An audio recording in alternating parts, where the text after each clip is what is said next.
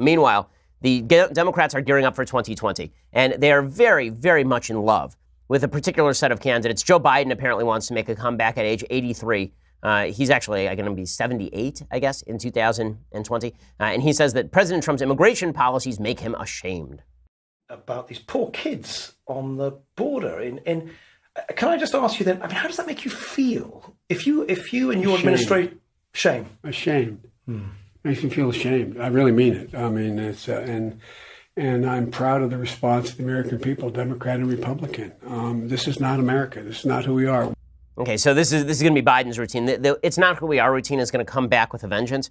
And the reality, of course, is that a lot of these policies were implemented under President Obama in the first place. But the favorite of the left is not, in fact, Joe Biden. The favorite of the left is Anastasia Ocasio-Cortez. I'm going to get her name right this time. I always screw it up.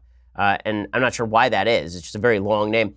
So she was on with Margaret Hoover of Stanford University. And Margaret Hoover was asking her on firing line about her beliefs about the Middle East. Now, let it be known, Anastasia Ocasio-Cortez, she's a 28-year-old former bartender.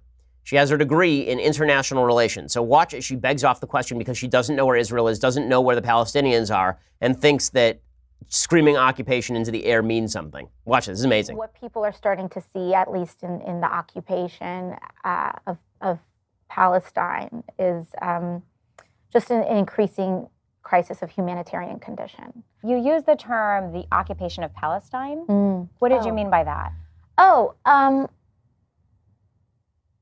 I think what I meant is like the settlements that are increasing in some of these areas and places where Palestinians are experiencing difficulty in access to their housing and homes. Do you think you can expand on that? Yeah, I mean, I think I'd also I am not the expert on geopolitics on this issue. Literally has an international relations degree. So let's be clear about something. If Anastasia Ocasio-Cortez were a Republican, is there any doubt that she would be labeled crazy eyes, nuts, doesn't know what she's talking about, stupid, affirmative action candidate? Right? This is exactly what they did with Michelle Bachmann and Sarah Palin. You remember it. They said it over and over and over about every Republican woman who was ever in a position of power. It was that she was stupid, she was affirmative action, she was only there because she was pretty, right? They did this about every Republican woman who ever reached a position of power that I can remember, except for maybe Condoleezza Rice, and they couldn't say it about her because she was black, and they didn't want to say it about a black woman. But there's no question that this woman is a dunderhead.